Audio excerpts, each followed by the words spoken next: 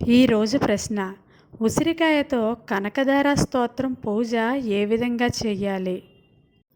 శుక్రవారం నాడు మాత్రమే చేయాలా? వేరే రోజులు చేసినా పర్వాలేదా? ఉసిరికాయతో కనకధార పూజ అనేది ప్రతిరోజు అంటే 21 రోజులు చేయాలి. లేకపోతే ప్రతి శుక్రవారం చేసుకోవచ్చు.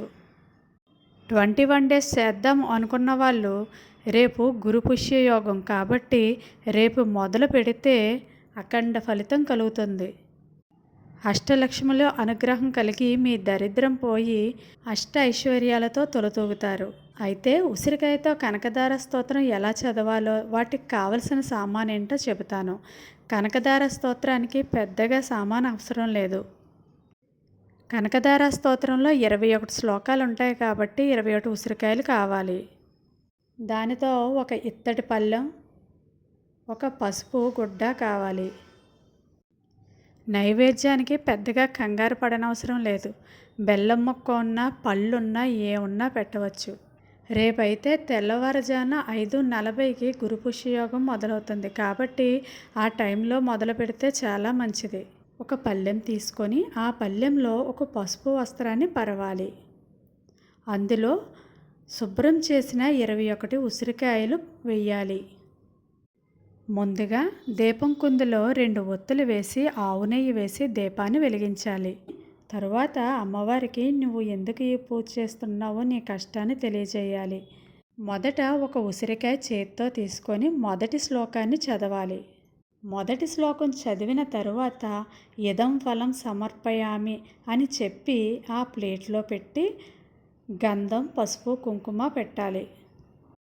తరువాత రెండవ ఉసిరికాయ తీసుకొని రెండవ శ్లోకం కూడా అలాగే చదివి ఇదం ఫలం సమర్పయామి అని చెప్పుకొని ఆ ఉసిరికాయని ప్లేట్లో పెట్టి గంధం, కుంకుమ పెట్టాలి. ఇదే విధంగా 21 శ్లోకాలకు 21 ఉసిరికాయలు పట్టుకొని చేత్తో శ్లోకం చదివి మళ్ళా ప్లేట్లో పసుపు గుడ్డ మీదే పెట్టాలి. ఇలా శ్లోకాలన్నీ చదివిన తర్వాత నైవేద్యం సమర్పించాక హారతి ఇచ్చిన తరువాత మరలా యథావిధిగా ఆ పసుపు గుడ్డను మూసివేయాలి ఉసిరికాయలు కనిపించకుండా. ఇక మరలా రేపటి వరకు ఆ ఉసిరికాయలు ముట్టుకోకూడదు. ఇలా చేయడం వల్ల ఒకసారి కనకధార స్తోత్రం అవుతుంది. మీకు మరలా ఎన్నిసార్లు కనకధార స్తోత్రం చదువుకోవాలి అని అనిపిస్తే అన్నిసార్లు చదువుకోవచ్చు. కానీ రెండవసారి, మూడవసారి అసలు ఉసిరికాయలు ముట్టుకోకూడదు. రోజుకి 3 సార్లు చదవాలి కాబట్టి తెల్లవారు పూజ చేసేటప్పుడు 5:40 ఆ టైంలో చదువుకుంటే మంచిది.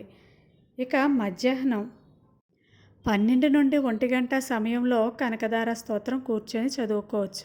అది దేవుడి ముందన్నా పర్వాలేదు, హాల్లో కూర్చొని చదువుకున్నా పర్వాలేదు. ఇక సాయంత్రం ఎలాగో స్నానం చేసి దీపం వెలిగిస్తాము కాబట్టి దేవుడి గదిలోనే కూర్చొని దీపం వెలిగించి కనకధార స్తోత్రం చదువుకొని వచ్చేయాలి. ఈ ఉసిరికాయలను మనం ప్రసాదంగా కూడా స్వీకరించవచ్చు. లేదు మేము తినలేము అనుకున్న వాళ్ళు పారే నదిలో వేసివేయాలి. కనకధార స్తోత్రం త్రిసంధ్య పఠే నిత్యం అని అంటాం కదా. 3 సార్లే ఎందుకు చదవాలి అంటే ఉదయం బ్రహ్మ ముహూర్తంలో చదివితే లక్ష్మీదేవి అనుగ్రహం కోసం చదవాలి. మధ్యాహ్నం అన్నపూర్ణాదేవి టైము కాబట్టి ధనం, ధాన్యం కోసం చదువుతాము. ఇక సాయంత్రం ప్రదోష వేళ ఈ టైంలో చదవడం వల్ల అప్పులు తీరుతాయి. రేపు గురు పుష్యయోగం కాబట్టి రేపు మొదలు పెడితే 21 రోజులు కంటిన్యూగా చేస్తే మీకున్న దరిద్రాలన్నీ పోయి అష్టలక్ష్ముల అనుగ్రహం అయితే కలుగుతుంది. లేదు మాకు ఓపిక లేదు అన్నవాళ్ళు ప్రతి శుక్రవారం కూడా చేసుకోవచ్చు. శుక్రవారం పూజ అయిన తర్వాత మరుసటి రోజు శనివారం ఆ ఉసిరికాయలను తీసి ప్రసాదంగా తినవచ్చు లేదా పారే నీటిలో వేసుకోవచ్చు. ఇంకా ఏమైనా డౌట్స్ ఉంటే కామెంట్ బాక్స్లో పోస్ట్ చేయండి. వెంటనే చెప్పడానికి ప్రయత్నిస్తాను. Thank you.